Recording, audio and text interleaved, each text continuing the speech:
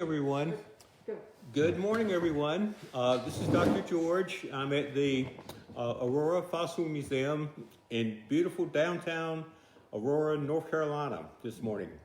It's a beautiful day outside. We had a big rain last night, so this would be a perfect day to go out and go hunting for fossils. The last time we met, we talked about microfossils, which are tiny little fossils that you can find here in Aurora. Our fossils are about 20 to 25 million years old, and they come from the Nutrien phosphate mine here in Aurora. And the material comes from about 100 feet deep in the ground when they're mining for phosphate.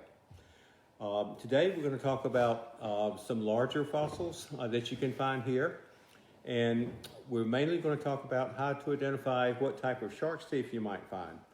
Aurora is most famous for its beautiful shark's teeth from that time period. There's a number of different species of sharks, some of which are still living and some of which are extinct. Of course, our most famous shark is the megalodon. The megalodon was a really big shark, up to 70 feet long. Had really big teeth. This tooth is about 5.5 inches long from our gift shop. And the megalodon, besides being really big in some cases, besides being really big, has some characteristics that help to identify it. So that if you find a tooth this small, you can also identify this as a megalodon tooth, even though it's much smaller than what you normally think about as the megalodon. And some of the characteristics are the megalodon has serrations on the edge, which are like little tiny teeth. This is similar to the edge of a steak knife, so it actually has a sawing motion as well as cutting.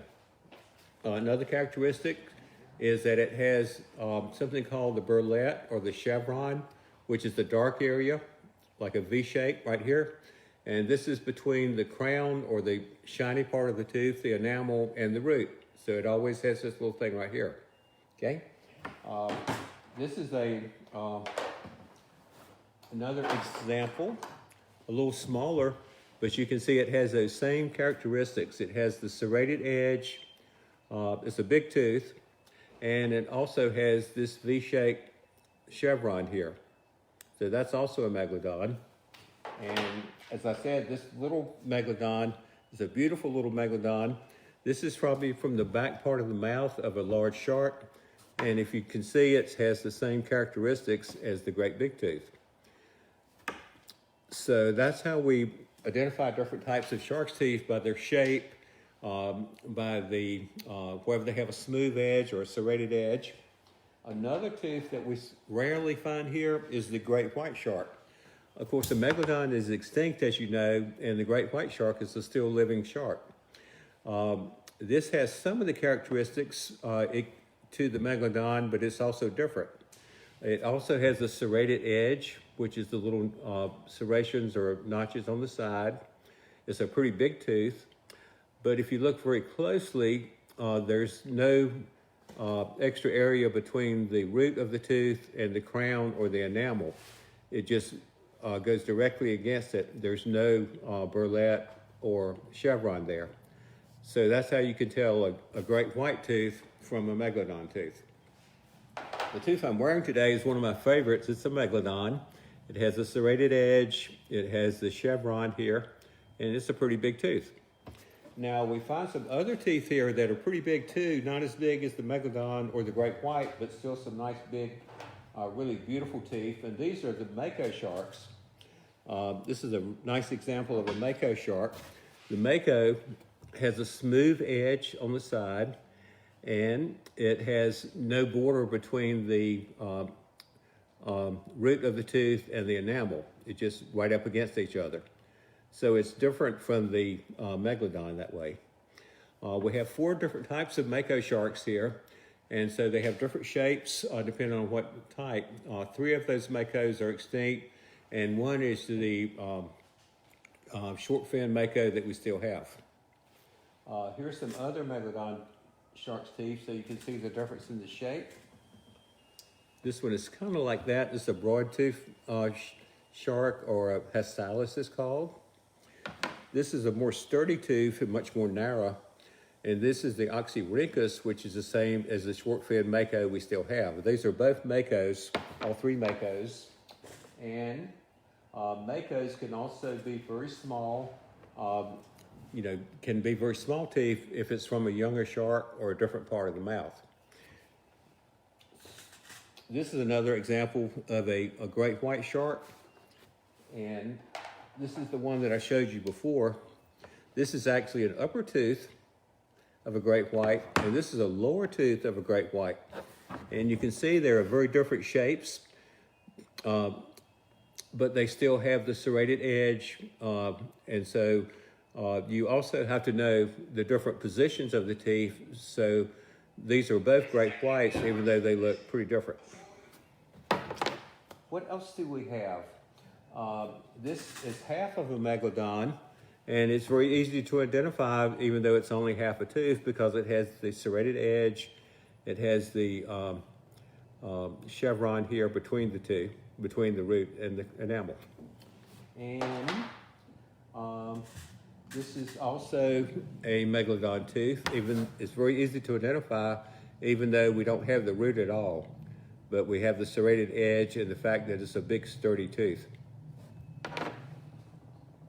Another tooth we find here that's one of my favorite is the type of tiger shark. This is the big tiger shark called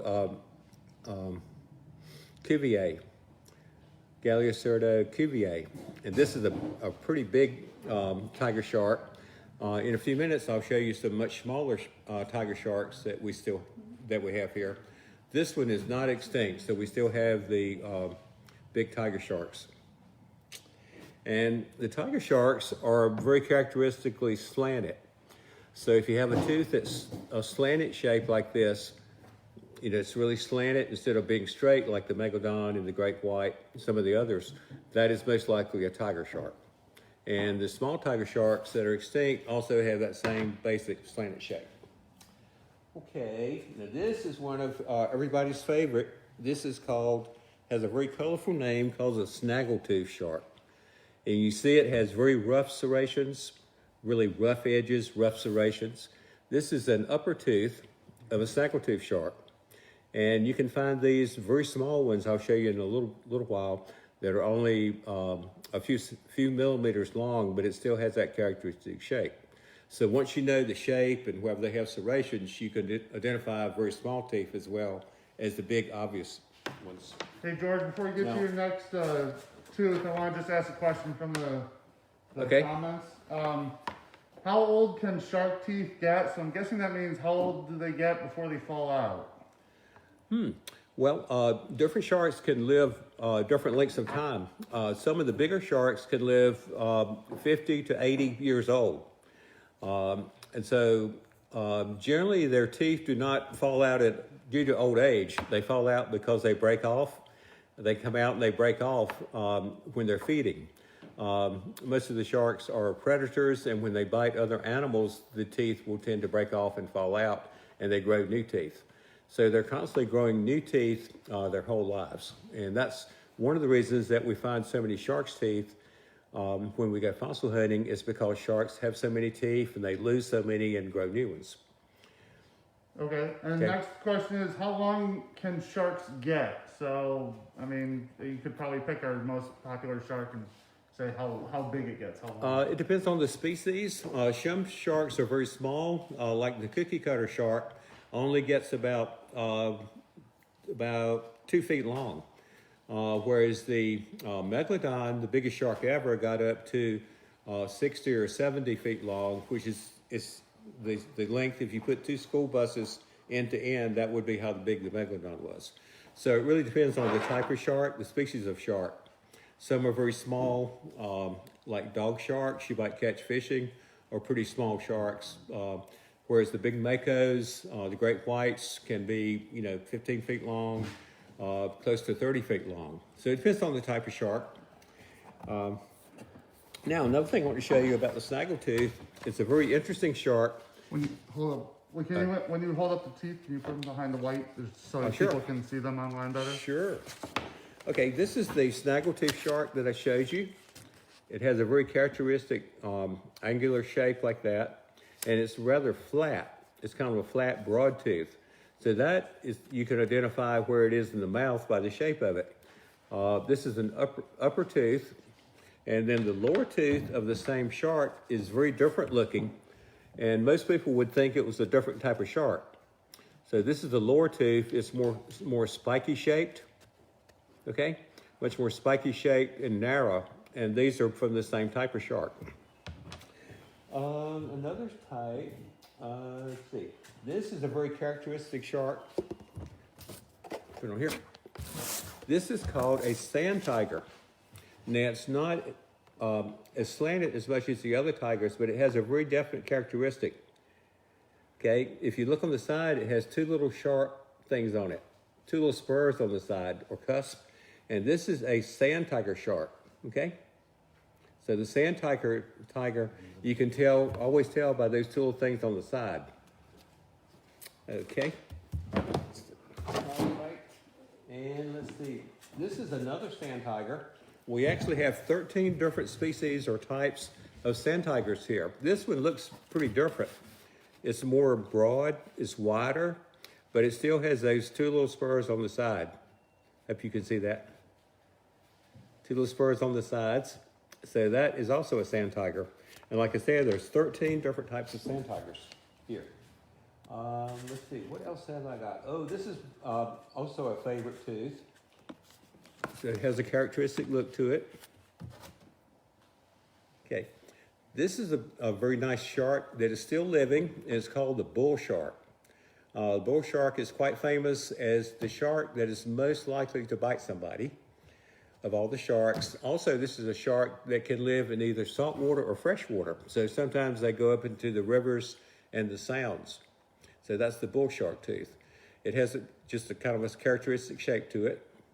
And I have some other teeth that I want to show you that are smaller, and we have to use our microscope to see those. But likewise, they're identified by their size, by their shape. Okay? That's all I have of the bigger teeth. This is another really big, pretty snaggletooth shark. This is one of the biggest ones that I've found. It has that very rough edge. That's why this is called the snaggletooth. Okay? Alrighty, that's most of the teeth I have here. This is another, you find a lot of these. This is an extinct tiger shark, and you see it much smaller. And this is called Galeocerdo contortus because it has kind of a twisted shape to it. And you can, one way to tell it's a tiger shark, it has that slanted shape like most of the tiger sharks do. Okay. Let me run back. I have time, I think, to go back and show you some smaller teeth under the microscope. And let me go over here to my microscope.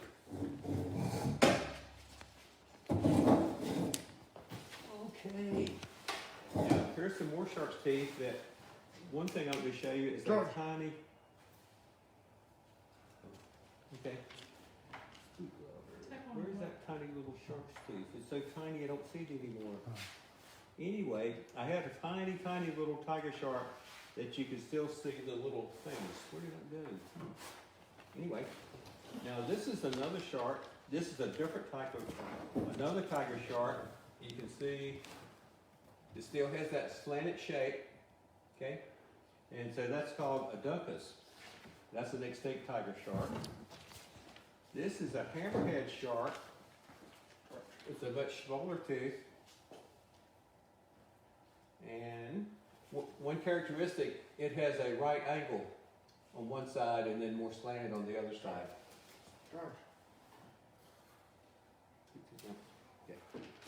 Okay, let's see. This is a special tooth. This is called a thresher, one of the more uncommon teeth, and it has a very characteristic look to it. You can see it's pretty tiny, so let's put it under here.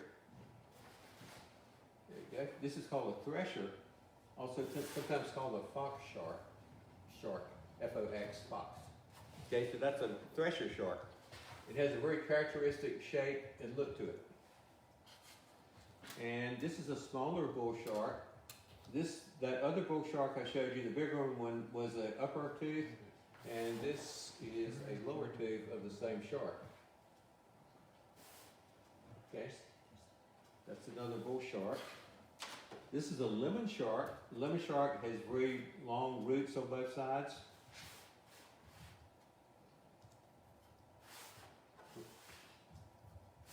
There, you can see that the roots on both sides are very long. Even though the point is broken off, by the shape of the root, you can tell that it's a lemon shark. Okay, and this is a tiny snaggletooth shark. Even though it's very small, it still has that rough serrated edge, so that's how we know what it is. And this is less than a centimeter probably long, but you can identify it by the shape of it, okay? So it's the shape, the size, the color of the shark's tooth doesn't really matter.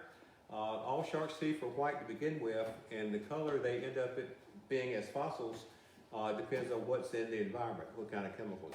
So the color really doesn't help you identify the shark's tooth. It's just the size and the shape that's what you need.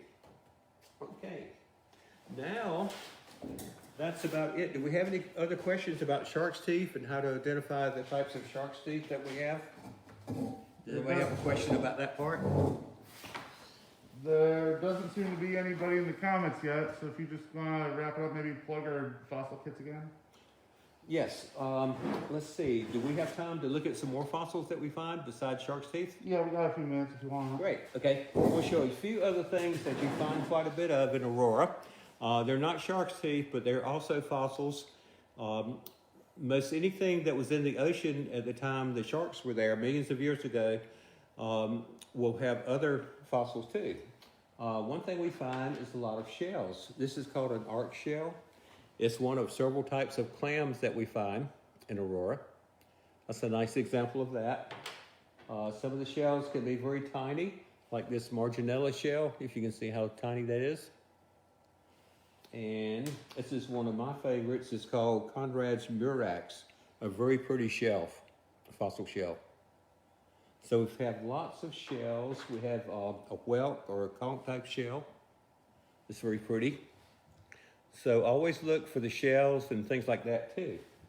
We also have lots of bones. There were lots of animals that had bones. Now you just about never find a bone from a shark because the shark's skeletons are made of cartilage. And cartilage is very soft, like the end of your nose and your ears support. And so it doesn't fossilize very well. But we find lots of bones from whales and dolphins. This is an example of a bone, probably from a small whale. It's a little bit big for a dolphin. One thing you can tell about bones is they're smooth on the outside and they're porous on the inside. If you can see the little holes in the bone, they're very porous. Okay, so that's a bone. And this is a stingray barb. There were lots of stingrays with the sharks. They're kind of like sharks. They have cartilage skeletons also. And this is a stinger barb. Let me see if I can show you this real good here. If you look real closely, you can see it has tiny little barbs on the side. So when it sticks in something, it stays there. It won't pull out, kind of like a fish hook. So that's a stingray barb. And some other bones that we find quite a bit of are a vertebrae. The vertebrae is the backbone, like in the little bones that stick out in your back. And this is a dolphin vertebra, or a backbone. Okay, and this is another one. This is actually also a dolphin vertebra, and it's very thin because it comes from the neck area. It's a cervical vertebra, which is very different. Okay, and we find vertebrae from sharks. This is a shark vertebra, which is basically a disc shape. And different sharks have different shapes, vertebrae or backbones. Okay, that's a shark vertebra. And this is, what is that? Let's see that. This is something we find sometimes. This is called a barnacle, just like you have on your boat or on your docks in the water. That's a barnacle. And this is, we find lots of coral. This is a nice example of Solenastria coral, fossil coral. You find lots of that. All shapes and sizes. This is a clam cast. It's an internal cast of a clam. It's solid rock, and it shows what the inside of a clam looks like. Those are pretty cool. One of my favorite fossils is the ear bones, the inner ear bones of dolphins and whales. This is from a dolphin. This has a very particular shape to it. And this one you can see better is probably from a pilot whale because it's much bigger. Okay, that's about all we have to show. Tube worm. And one more thing I want to show you. This is one of our favorite fossils. This is called a coprolite. Coprolite is fossilized poop. This is from a big shark or a really big fish. Okay, that's a coprolite. One more thing I want to mention. We have a couple of aids to help you identify the fossils that you find. This is a little ID sheet that shows all the fossils, most all the fossils we find in Aurora. And this comes when you order a microfossil kit, and we have them here at the museum. Another very good reference is the field guide produced by the Aurora.Fossil.Museum. And this has all the fossils that we talked about today and lots more too. And these are available in our gift shop, in the online gift shop. So we're going to finish up today, and I want to thank all of you for joining us to get just a sample of all the beautiful fossils that we find here in Aurora. So please come visit us in the museum, check us out online, check out our online gift shop, and I'll see you next time.